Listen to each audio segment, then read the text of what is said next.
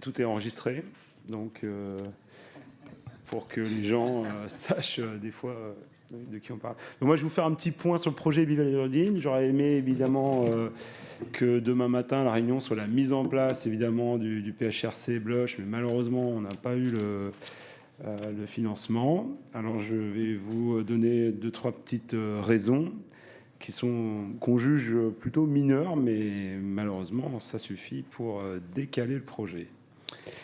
Donc, on a avancé un petit peu entre-temps, simplement... alors, c'est parce que c'est la session recherche, hein, je parle que de projets de recherche qui sont en cours ou achevés. Dans le rationnel du projet Bloch, donc de la soumission au PHRC, où on avait fait un gros travail de données préliminaires. Ça, ce sont des données nantaises préliminaires sur la qualité de l'anticoagulation en ECMO et l'association potentielle avec survenue de complications thrombotiques et hémorragiques. On a aussi eu un certain nombre de données préliminaires avec les centres français qui sont dans la base de données ELSO. Et avec ces données, on a calculé l'incidence de complications, etc., qui nous a permis de faire des mesures de nombre d'effectifs nécessaires. Tout cela a été très bien jugé par le jury. On n'a pas eu de problème là-dessus. Bon, simplement, donc, je vous parle rapidement de ces données préliminaires qui étaient intéressantes et qu'on n'a pas présentées au Club ECMO, qui sont en soumission, en révision même pour l'instant dans PCCM. Une centaine à peu près de runs d'ECMO et de patients d'ailleurs analysés, majeure partie en VA. Sur cette période d'étude, on a une standardisation de l'héparaminothérapie, de l'anticoagulation sous ECMO chez nos patients qui suivent les recommandations de la base de données ELSO. Ici, rapidement, c'est un schéma qu'on a adjoint au dossier de PHRC, même si c'est monocentrique, et vous verrez demain dans le projet de recherche qu'on va souhaiter valider ça en multicentrique, eh bien, on s'est intéressé finalement à recueillir les complications, ce qui nous a fait poser beaucoup de questions sur les définitions, la qualité de report des complications, la définition exacte de ce qu'est un saignement, ce qui est attribuable à l'ECMO, ce qui n'est pas attribuable, jusqu'à quel timing après le sevrage d'ECMO on peut considérer qu'un événement neurologique est imputable à l'ECMO, ou à partir de quand, après une chirurgie cardiaque, on peut considérer que le saignement est lié à l'ECMO. Bref, toutes ces questions nous ont fait beaucoup progressé pour la soumission et bien étoffé le dossier.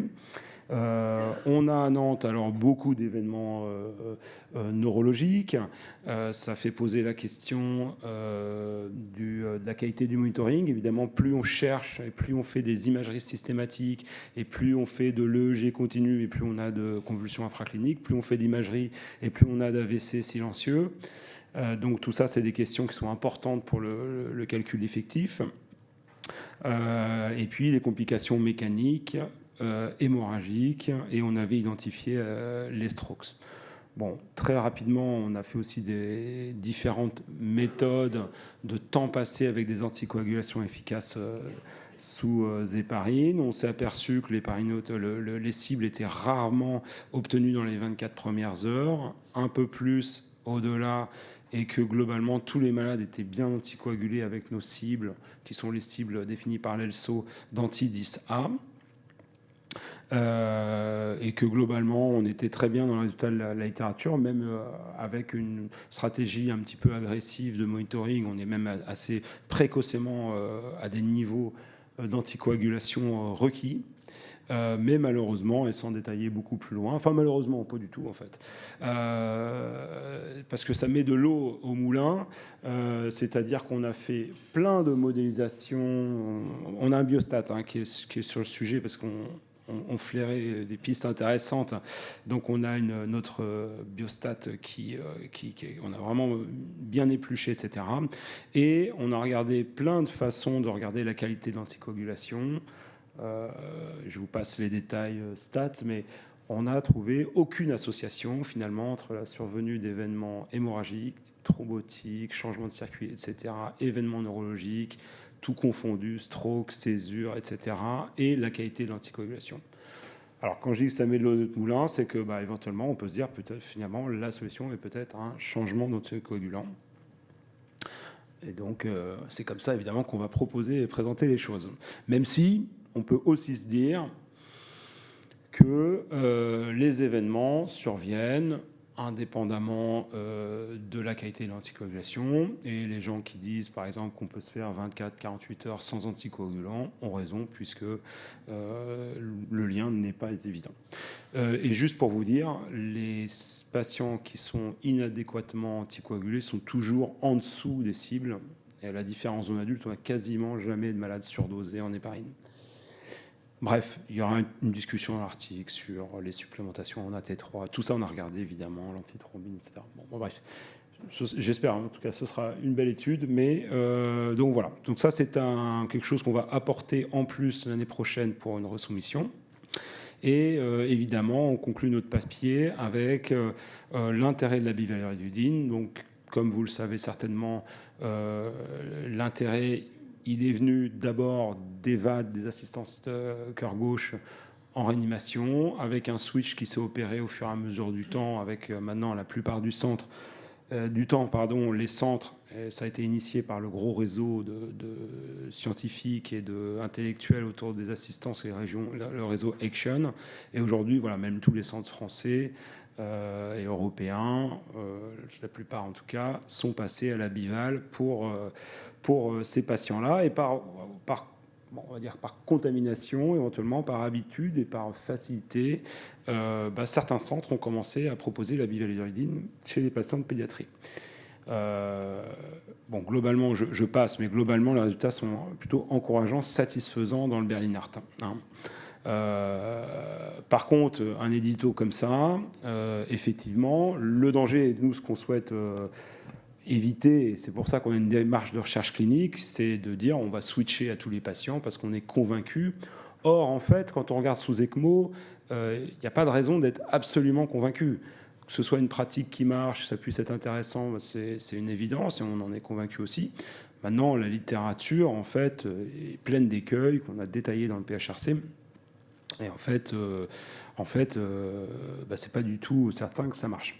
Alors, c'est pas du tout certain que ça marche. Pourquoi ? Parce que dans les études, et notamment les études rétrospectives, on compare des malades américains bien souvent. À une époque, on ne faisait pas de monitoring spécifique de l'antidissa.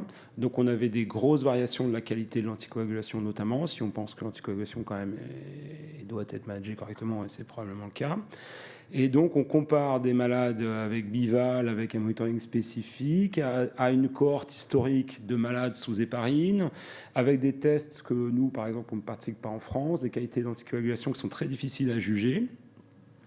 Et donc, raison pour laquelle on s'est dit, avant de mettre la bival, on va essayer d'avoir la même qualité de monitoring que ce qu'on fait sous héparine.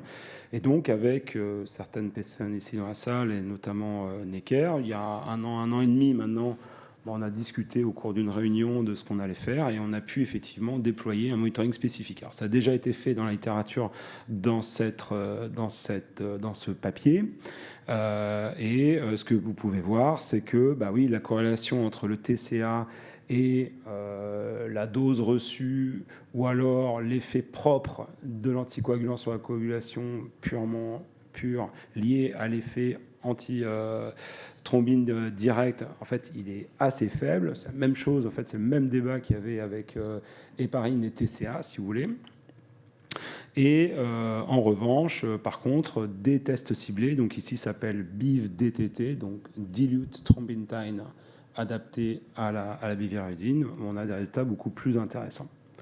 Donc on a déployé ça, en fait on a tout fait en même temps, on a soumis le PHRC en même temps qu'on faisait les travaux pilotes, ce qui n'est pas bien, mais le temps passe tellement vite qu'on ne regrette pas finalement d'avoir fait une première soumission, tant pis. Et donc on a pu déployer un monitoring spécifique, calibré, donc qui est utilisé à Necker, si j'ai bien compris, déjà, ça y est. Nous, à Nantes, on a fait en même temps les essais Colibri et la bivalirudine, et les gens ont préféré faire l'un puis l'autre pour pas tout mélanger. C'est pas grave parce qu'on a eu le temps comme ça. Donc là, c'est un papier en soumission de Nicolas Drio, qui est le biologiste qui est avec moi sur ce projet-là. Et donc, vous voyez qu'on a calibré les couleurs. Là, c'est pour des groupes de patients. Donc, en fait, c'est une étude qui est faite sur banc d'essai avec des plasmas de patients. et à qui finalement on mime des traitements. Donc c'est pas du tout une étude en vie réelle, mais ça nous a permis donc à gauche ici de voir un peu les résultats de ces tests calibrés en fonction des doses. Donc vous voyez qu'il y a des choses qui sont très linéaires. Donc ce qui est intéressant, c'est qu'avec la bivalve, et c'est le reproche qui est fait à l'héparine, on va pouvoir avoir un suivi et une très grande logique dans l'effet anticoagulant qui varie très bien avec l'augmentation ou la baisse du médicament. Le PT ici, si vous voyez que par contre la bivalve va perturber tous les autres tests de la coagulation, donc ça nécessite un apprentissage et une compréhension de ce qui se passe sous bivalirudine. Et puis à droite, quelque chose qui me semble important, c'est l'effet d'une héparinémie résiduelle sur le monitoring spécifique de la bivalve. Ça vous paraît et qu'est-ce qu'ils en racontent là? En fait, c'est pas du tout une situation inapropos. C'est-à-dire que la bivalve, le principal inconvénient, c'est que ça marche très mal sur le sang non circulant. Donc les procédures à cœur arrêté, les cannulations, le clampage de vaisseaux, les arrêts de circuit, etc., tout ceci nécessite par sécurité de réinjecter de l'héparine. Donc, il se peut très fort que votre procédure de cannulation ne change pas avec un bolus d'héparine et que vous initiez après votre traitement par bivalve. Le gros intérêt, c'est que vous pouvez le suivre beaucoup plus précocement dans le temps parce que les plateaux sont obtenus très vite. Donc, à H2, et puis si vous modifiez 2 heures plus tard, même 1 heure à 2 heures plus tard, vous avez un effet. Donc, c'est intéressant. Maintenant, si à H3, du bolus d'héparine, vous faites un test, et bien effectivement, vous avez une contamination par l'héparine qui est de l'ordre de 0,2, maximum 0,3 microgrammes. Ce n'est pas énorme par rapport aux posologies et aux bivaludirinémies qu'on aura, mais voilà, c'est une petite chose. Bon, en tout cas, c'est du travail préliminaire, finalement, qu'on a abouti. Alors, d'autres projets en cours. Vous avez certainement vu passer, du coup, un projet du groupe anticoagulation Euroelso, donc auquel on fait partie avec Nicolas Driot. Là, on s'est investi là-dedans pour ce projet bivalirudine, avec l'idée de recueillir tous les protocoles européens de bivalve. Ceux qui ont un monitoring spécifique, pas spécifique, etc. Donc cette étude, elle est ce survey, hein, ce sondage, il est en cours. Je vous en parle juste après. Donc Blush, on en a parlé. Et puis Blush Pilote, je vous en parle juste après. Donc c'est quelque chose qu'on va débuter en attendant de resoumettre. Alors je commence par Blush. Bon, Blush, pour les gens, alors il y a beaucoup de gens dans la salle qui sont dans ce projet-là et qui ont vu le protocole. Je le rappelle, il n'a pas du tout été remis en cause par les experts. Il a été bien expertisé par des gens qui manifestement connaissent très bien le sujet. Hein. Donc ce qui est prévu pour ce protocole, c'est d'inclure tous les malades qui sont cannulés, d'avoir une période pendant laquelle on a le temps d'observer d'abord que le malade il est effectivement cannulé avec succès, puis ensuite il faut aborder les parents, les histoires de consentement, et donc on a prévu une période de 12 heures. Donc ce délai vient d'études un petit peu similaires et de choses qui sont raisonnablement possibles de faire, même dans l'urgence. Et donc, à ce moment-là, on va initier le traitement avec l'anticoagulation avec un traitement ou un autre. Et ce qui est important, finalement, en plus du traitement à l'épreuve, il n'y a pas que le traitement, il y a aussi le monitoring qui est standardisé par groupe. Ce pour une volonté d'extrapolation des résultats à d'autres pays, et puis surtout une rigueur dans la qualité de notre coagulation, notamment dans le groupe contrôle. Et puis après, une évaluation quotidienne avec des recommandations. On a eu la chance, puisqu'en 2024, il y a des nouvelles recommandations sur toutes les qualifications et les définitions des effets reliés à l'ECMO. On en reparlera demain matin pendant le brainstorming. Et voilà. Et puis après, sevrage d'ECMO, arrêt du traitement. Et puis, dans les 8 premiers jours, on aura une évaluation notamment des effets associés neurologiques. Alors, qu'est-ce que nous ont dit le PHRC? Bon, les commentaires, alors, je ne sais pas combien de centres ont eu ce commentaire est-ce que c'est tout le monde? Est-ce que tous les projets ou pas? En tout cas, sur Nantes, on est seul à avoir eu un commentaire assez favorable qui est en numéro 1, le projet n'est pas retenu pour un manque de financement cette année dans les PHRC. Bon, donc c'est une façon de se rassurer. Peut-être que 30% des projets ont eu ce commentaire, je ne sais pas. Et on a eu du coup des commentaires relativement mineurs, comme l'exclusion des insuffisants rénaux terminaux, parce qu'effectivement, on pourrait penser qu'il y a une contre-indication à la bivalirudine chez ces patients-là. Bon, dans le protocole, on avait quand même tenu compte de la fonction rénale pour les ajustements, et c'est un médicament qui est dosé. Bon, enfin, on pourra faire plaisir aux reviewers en excluant ces malades-là, sachant que voilà, ça ne changera pas notre effectif, il n'y a pas de problème. Les ICPR, effectivement, il y a un problème sur l'évaluation des effets neurologiques après ICPR. Donc, alors, bon, nous, on avait exclu tous les malades chez qui l'ECMO était futile après arrêt cardiaque, et on avait stratifié cardiaque, respiratory ECPR, pour tenir compte éventuellement des ajustations de dose possibles au protocole en fonction de cardiaque, respiratoire, et on avait stratifié sur ECPR pour être sûr de ne pas avoir de déséquilibre dans ces groupes-là, parce qu'effectivement, on avait bien ciblé et argumenté que ces patients étaient problématiques, et l'expert principal, manifestement, je ne sais pas qui, mais quelqu'un qui connaît très très bien le sujet, nous suggère d'éliminer simplement ces patients. Et effectivement, on voit que c'est quand même relativement marginal dans notre population. Ça allongera assez peu, donc on exclura ces patients.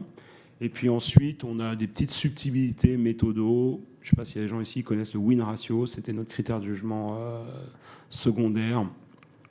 C'est-à-dire qu'en gros, dans les critères composites, comme c'est le cas ici, on peut se retrouver avec le fait qu'on va coter pareil un malade qui a besoin d'une transfusion sanguine pour un saignement sur le site de cannulation et un malade qui fait des convulsions et un AVC sévère. Si on poule tout ça dans un critère composite, on peut arriver à ce résultat-là. C'est-à-dire que c'est aussi grave de mourir d'un AVC que d'avoir un saignement. Bon. Alors en fait, c'est évidemment faux. Et donc pour ça, il y a des méthodologies qui existent. On appelle ça le win ratio. C'est-à-dire qu'on tient compte d'une certaine hiérarchie selon une pertinence clinique, une pertinence médicale dans les critères de jugement qui sont eux-mêmes dans un critère composite. Bref, on nous a demandé de changer un tout petit peu des items. Voilà, donc c'est relativement mineur. Et nous, on va aussi apporter d'autres modifications. C'est-à-dire qu'on aura bientôt donc, tous les protocoles européens avec, donc j'espère, une publication rapide. Enfin, là, on fera une publication rapide pour ajouter ça à la soumission. Donc, ce sera un petit plus. Le blotch pilote, je vous en parle juste après. Et puis, j'ai pu avoir, dans un avenir proche là, un entretien avec le labo pour une petite participation financière. Alors, ce survey-là, il n'est pas fini. On va avoir une dernière relance en décembre. Je remercie tous les gens qui ont participé. Je relancerai quasiment, je harcèlerai les gens pour répondre, ceux qui n'ont pas reçu. Tout le monde n'a pas les mails de l'EuroLSO, parce qu'il faut être adhérent à l'ELSO. Donc, je vous relayerai, j'insisterai pour ceux qui ont répondu. L'objectif n'est pas de vous faire de la bivalirudine. C'est juste de savoir si vous l'utilisez, si vous avez un protocole. On peut déjà dire sur 30 centres européens, dont 10 français, 31 centres dont 10 français, ce qui fait 21 centres européens, donc italiens, anglais, polonais, Pays-Bas, Allemagne, voilà, très majoritairement l'héparine est encore l'anticoagulation de choix. Et c'est aussi vrai encore aujourd'hui quand même aux États-Unis. Je ne sais pas si Sonia pourrait commenter ça. Donc quand même, on ne peut pas dire qu'aujourd'hui tout le monde fait de la bivalirudine. Ça reste essentiellement dans les centres, je ne l'ai pas tout mis, mais aujourd'hui c'est essentiellement les centres qui font du VAD, qui font du Berlin, qui sont mis en faire un peu en ECMO, et encore c'est la plupart, ils ont utilisé en fait une fois, 2 fois. Voilà. Donc c'est un sujet qui reste d'actualité, et tant mieux. Et puis Blush Pilote. Alors c'est quoi Pilote? C'est en fait une étude qu'on soumet, elle est préparée, ça sera soumis le 30 novembre. Donc j'espère que ça va marcher, mais au pire on peut s'auto-financer tout seul. Donc là j'en parle parce qu'on va la faire. C'est Pilote dans le sens où c'est une étude observationnelle, donc qui va viser à décrire simplement la qualité de l'anticoagulation sous BIV, valurudine, en ECMO, avec un protocole, un monitoring dédié, spécifique. Et donc, on va regarder le TCA, enfin, tout ce qu'on peut voir au niveau biologique. Donc, c'est observationnel, biologique seulement. Mais c'est l'occasion de déployer la technique à des centres qui le voudraient. Donc, on va commencer à le faire chez nous. Certainement, on en discutait avec Marion, puisqu'on a commencé ça avec Necker, le proposer en bicentrique, et après on peut le proposer à tous les centres de la FHU Pré-Sicaire. Je ne sais pas si vous connaissez ça, c'est une organisation de cardio en fait, qui regroupe beaucoup de centres français. Peut-être que sans le savoir, vous êtes dans un centre Pré-Sicaire. Et si ce n'est pas le cas, ce sera certainement possible de vous proposer ça à tous les gens motivés. C'est l'occasion de venir dans votre labo, de communiquer avec les médecins biologistes experts, de discuter de comment on calibre un test, qu'est-ce qu'on met en place dans le labo, etc. Discuter le protocole, les safety et tout ça.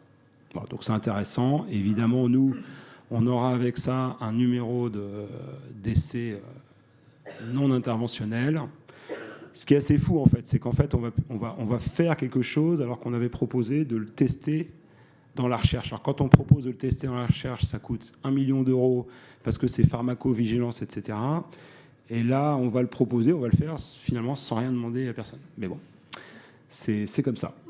C'est-à-dire qu'on va déclarer que c'est échec d'anticoagulation avec l'héparine, on est passé à la BIV, ou TIH, ou des choses comme ça. Et voilà. Et en fait, il y a des tas de gens qui font ça en fait, sans jamais se poser des questions de pharmacovigilance. Voilà, donc objectif principal est de décrire la qualité de l'anticoagulation, critère de jugement principal, délai d'anticoagulation, temps passé dans les cibles, etc. Le tout dans un protocole encadré. Et objectif secondaire, qualité de l'anticoagulation et complications en lien avec l'ECMO. On n'attend pas beaucoup de patients. Donc voilà, l'actualité sur la bivalurudine. Merci Pierre.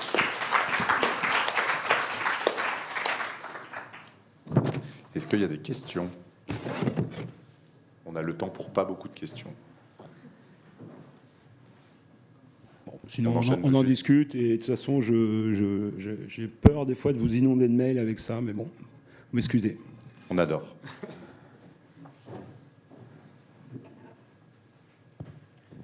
On enchaîne du coup.